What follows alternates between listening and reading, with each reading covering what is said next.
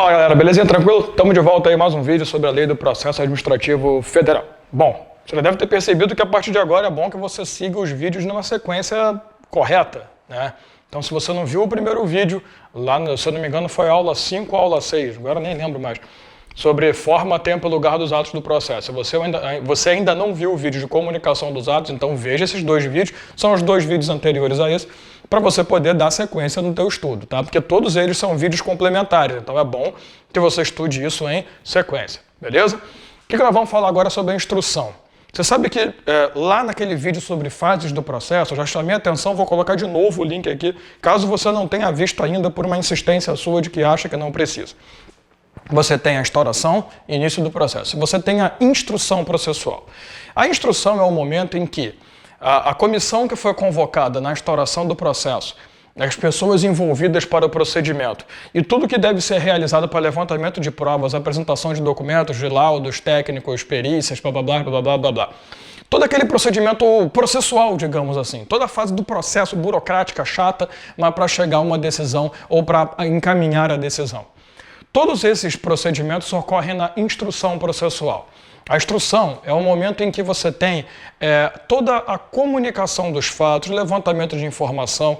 Logo depois da instrução vem a defesa. Lembre-se que as fases do processo são instauração, inquérito e julgamento.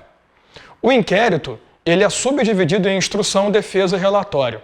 Então, na verdade, o que nós vamos ver aqui, na Lei 9784, é chamada de instrução, mas você vai ver um pouco de defesa, ele não vai explicar a defesa, e um pouco de relatório, que são os artigos finais do capítulo sobre instrução.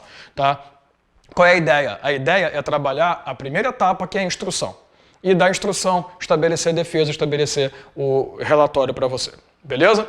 Então vamos nessa. O que é esse momento? É o momento em que o processo já está criado, já foi aberto, já foi comunicado, né? O investigado já sabe da história, e as coisas agora vão acontecer. Lembre-se que a instauração do processo pode ocorrer de ofício ou a pedido.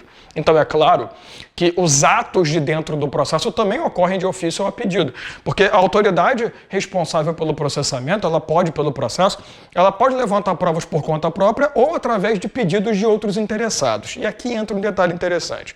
Nesse ponto, usa-se muito a palavra interessados. Para você encontrar os interessados, você tem que ir lá no artigo 9º da Lei 9784, que vai mostrar que os interessados são a pessoa física ou jurídica que tenham iniciado o processo, aquelas pessoas que mesmo sem ter iniciado o processo têm interesse direto ou indireto na matéria, né? Normalmente interesse direto. Você vai ter lá as associações, entidades de classe, interesses difusos, interesses coletivos. Pega o artigo 9º, são 4 incisos, que vai dizer para você quem são os legitimados, quem é que pode iniciar esse procedimento. Tá?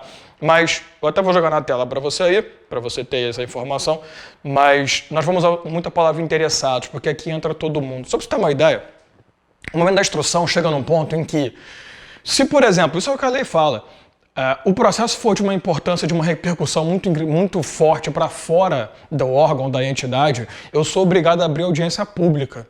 Eu vou levantar a audiência pública, a possibilidade de novos interessados. Ou caso eu não faça uma audiência pública, pelo menos eu tenho que avisar que o processo está aberto e que outros interessados poderão participar, poderão se apresentar, ter acesso aos autos do processo e quem sabe até trazer novidade para dentro do processo. Quem sabe até se colocar como uma parte do processo. Porque veja bem, interessado é uma coisa, a parte é outra. Interessado é aquele que vai acompanhar o processo, quer saber o que está acontecendo, pode acompanhar os autos, pode ler, ele tem que se apresentar e ele tem que ser marcado como interessado, ele tem que ser reconhecido como lá do rol do artigo 9º. Agora, não significa que a partir do momento que eu me apresento e digo eu sou interessado no processo, eu quero acompanhar, e eu sou colocado na posição de interessado, não significa que eu viro parte do processo. Eu não tenho nada a ver com ele. Mas eu, como interessado, eu posso, inclusive, pedir instruções probatórias, eu posso pedir para comissão de processamento, para a comissão julgadora para realizar determinada diligência, eu posso participar, eu posso movimentar o processo. Eu só não sou parte dele, necessariamente. Mas eu, como interessado, eu posso tacar um pouquinho de fogo na parada. Eu posso tacar gasosa no incêndio, tá beleza? Para piorar a história. Então, vamos lá. Regrinhas que eu retirei, porque são vários artigos, mas eu tirei as regras mais importantes para você, para a gente poder... Já falei uma agora, inclusive, da audiência pública, até na tomada de decisão. A tomada de decisão pode ser feita em audiência pública também, mas eu vou te mostrar algumas regras que eu retirei que eu acho mais importantes. A primeira, Você conhece isso aqui lá do direito constitucional. Tem um princípio, o princípio da inadmissibilidade, da obtenção de provas, da utilização, de provas obtidas por meios ilícitos. Você vê isso lá no vídeo sobre o princípio do devido processo legal.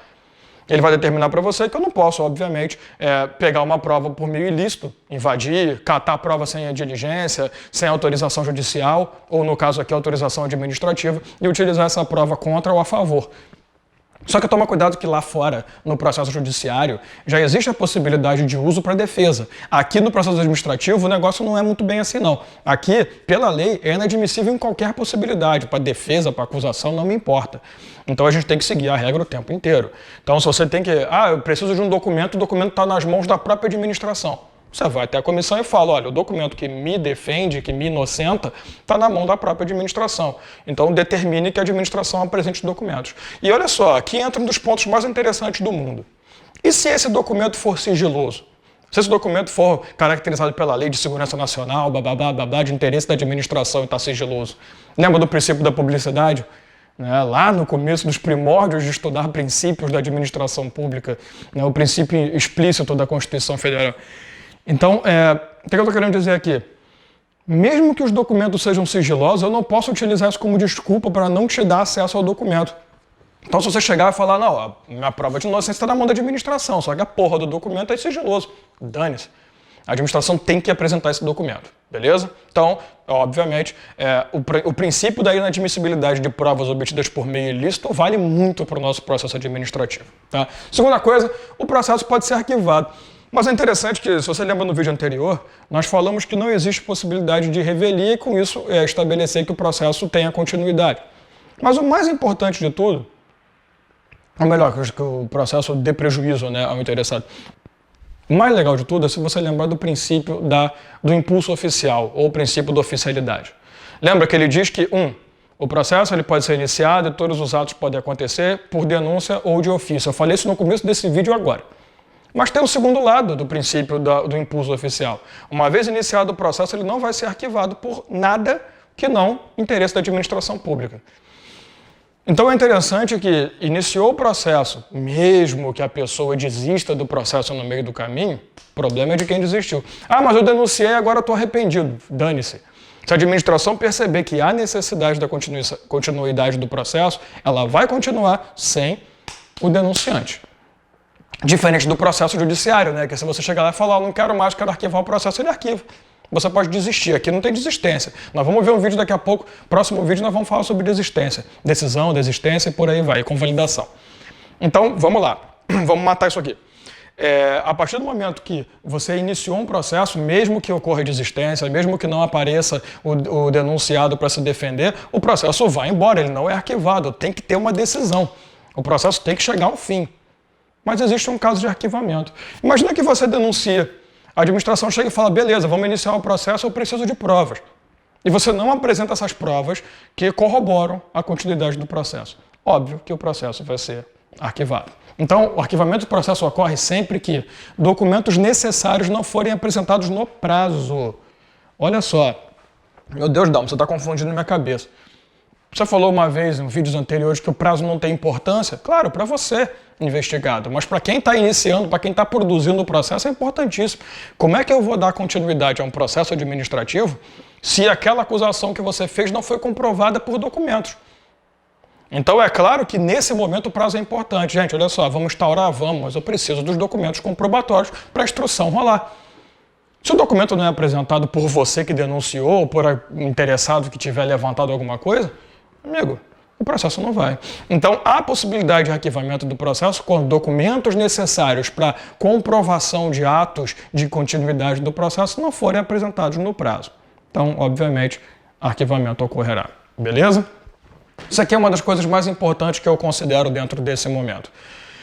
Pode ser que ocorra necessidade de oitiva de um órgão consultivo. Oitiva é ouvir, Você pedir a informação, você pedir que outra pessoa dê um parecer, analise a situação. Você vai ouvir a opinião de um terceiro, ou de um segundo, no caso aqui, que não seria a sua opinião. A oitiva de um órgão consultivo, às vezes, é necessária. Talvez você precisa consultar um órgão, esse órgão vai fazer uma análise e vai determinar para você se aquilo é um ato ou não. Pode ser uma comissão de ética para determinar se aquela atuação realmente merece um processo a ser continuado. Pode ser uma comissão de análise de improbidade, pode ser qualquer coisa. Então, se for necessário, ou uma comissão de levantamento de contabilidade, de análise de documentos, sei lá. Se for necessário a oitiva desse órgão, o parecer feito por esse órgão consultivo tem que ser dado em, no máximo, 15 dias. Então, a partir do momento que for feito o chamamento do órgão consultivo, ele tem que apresentar um parecer sobre aquela consulta realizada a ele em, no máximo, 15 dias. Porém, esse prazo será prorrogável. Prorrogável por igual período ou prorrogável pelo período que for necessário, desde que se comprove a necessidade de prorrogação. Tá? E sem contar os casos que a lei já estabelece essa prorrogação automática, né? Ministério Público e outras entidades, Procuradoria Geral, que tem prazos em dobro, prazo em quádruplo, aí depende muito do caso. Mas fora o que a lei determina e necessidade motivada, o prazo é de 15 dias. Agora, esse parecer ele pode ter duas características, eu acho que esse é o ponto mais legal. O parecer ele pode ser obrigatório e ele pode ser um parecer não obrigatório, é meramente um parecer de participação processual. Um parecer só para levantar mais informação. Se o parecer não for obrigatório, eu acho que é óbvio que se esse prazo não for respeitado, não for prorrogado, o parecer não for apresentado, o processo vai seguir.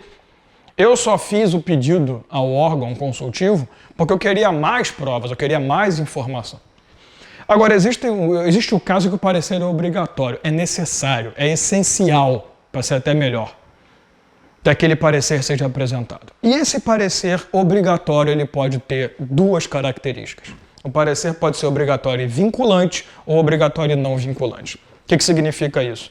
Parecer obrigatório e vinculante é aquele que determina que o processo não pode andar enquanto o parecer não for apresentado. Então, veja bem, se o parecer obrigatório e vinculante não é apresentado no prazo, o processo é suspenso, não vai ter prosseguimento enquanto esse parecer não for apresentado.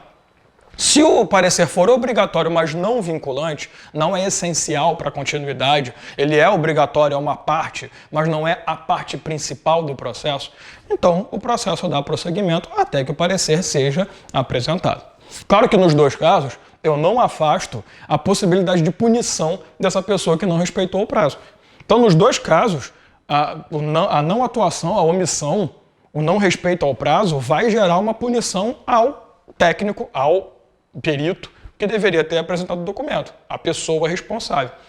Mas é importante você lembrar, se ele fala em parecer meramente, parecer é aquele que pode ou não fazer parte do... Agora, parecer quando é obrigatório, ele é mais importante por ter duas características.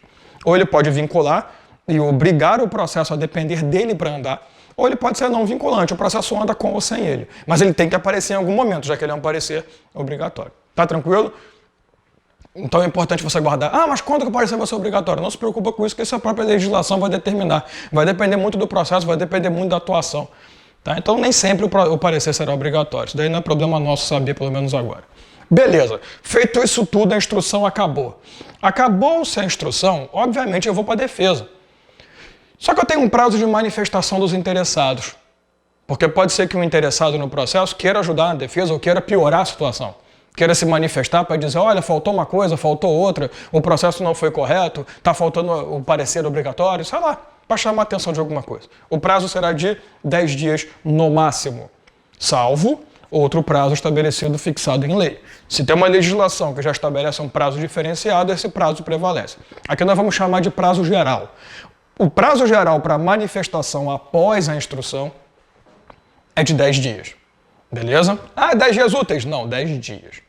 Então, o prazo para manifestação após instrução geral é de 10 dias. Excepcional é aquele previsto em lei. Por último, todos os interessados, repito, interessado não é parte do processo, é aquele que apenas se coloca como interessado e quer ter conhecimento, quer acompanhar o processo.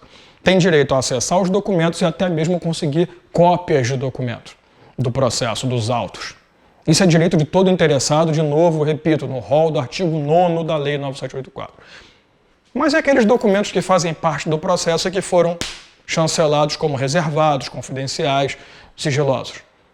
Eles também vão ser copiados para os interessados? Claro que não. A ressalva é essa, ressalvado documentos sigilosos. Então lembra que lá no comecinho nós falamos sobre isso também?